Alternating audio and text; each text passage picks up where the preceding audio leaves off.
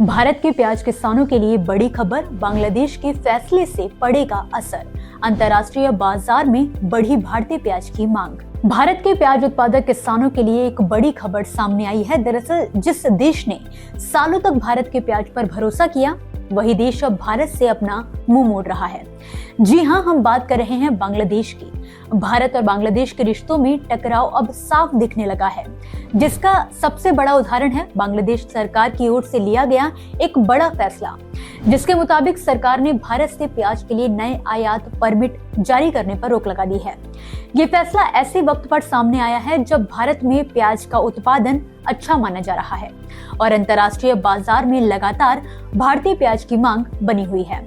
ऐसे में सवाल उठता है कि आखिर बांग्लादेश ने ऐसा क्यों किया और इसका असर भारत के किसानों पर कितना पड़ेगा। बांग्लादेश के अधिकारियों का कहना है कि ये कदम देश के घरेलू किसानों को बचाने के लिए उठाया गया है। इस समय वहां स्थानीय प्याज की फसल बाजार में आ रही है और सरकार नहीं चाहती कि सस्ते आयात की वजह से उनके किसान नुकसान में जाएं।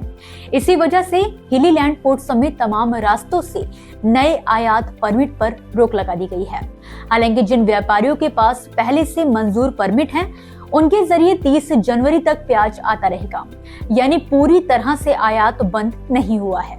लेकिन नए ऑर्डर पर फिलहाल ब्रेक लग गया है। अगर पीछे देखें तो बांग्लादेश लंबे समय तक भारतीय प्याज का सबसे बड़ा खरीदार रहा है।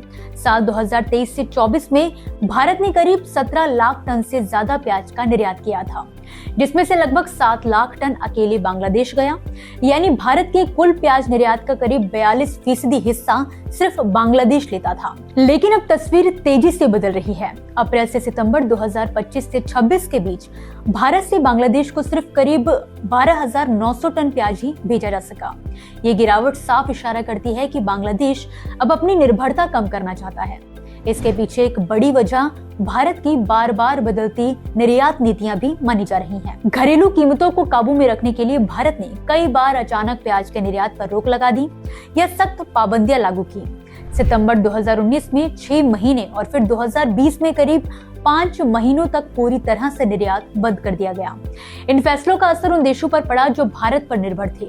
बांग्लादेश में तब प्याज के दाम आसमान छूने लगे और हालात इतने बिगड़े कि उसने भारत को कूटनीतिक नोट भेजकर नाराजगी भी जताई थी। हालांकि बांग्लादेश में आयात घटा है, लेकिन भारतीय प्याज की वैश्विक मांग अब भी मजबूत बनी हुई है। खाड़ी देश, दक्षिण पूर्व एशिया और अफ्रीकी बाजारों में भारतीय प्याज को उसकी गुणवत्ता और स्वाद की वजह से अच्छा रिस्पांस मिल रहा है। निर्यातकों का कहना है कि अगर सरकार भाड़ा सब्सिडी या दूसरे प्रोत्साहन दे तो वो नए बाजारों में और मजबूती से उतर सकते हैं और किसानों को बेहतर दाम दिला सकते हैं। विशेषज्ञ ये भी मानते हैं कि इस फैसले के पीछे राजनीति की भूमिका को नजरअंदाज नहीं किया जा सकता। ढाका में सत्ता बदलाव और भारत के साथ रिश्तों में आई नई प्राथमिकताएं भी व्यापारिक फैसलों पर असर डाल रही हैं। अब सबसे बड़ा सवाल यही है कि इसका असर क्या होगा। अल्पकाल में ये फैसला उन भारतीय किसानों के लिए चिंता बढ़ा सकता है जो निर्यात पर ज्यादा निर्भर हैं, लेकिन लंबे समय में ये भारत के लिए एक चेतावनी भी है कि कृषि निर्यात में स्थिर और भरोसेमंद नीति कितनी जरूरी है। अगर भारत निरंतरता बनाए रखे और नए बाजारों पर फोकस करे तो ऐसे झटकों से बचा जा सकता है और किसानों को सुरक्षित रखा जा सकता है। तो दोस्तों, इसी के साथ फिलहाल के लिए इस खबर में बस इतना ही। आप मुझे दीजिए इजाजत और इसी तरह खेती किसानी से जुड़ी जरूरी खबरों और जानकारियों के लिए आप देखते रहिए किसान इंडिया। धन्यवाद। अगला स्टेशन आपकी मनचाही मंजिल खुशहाली है।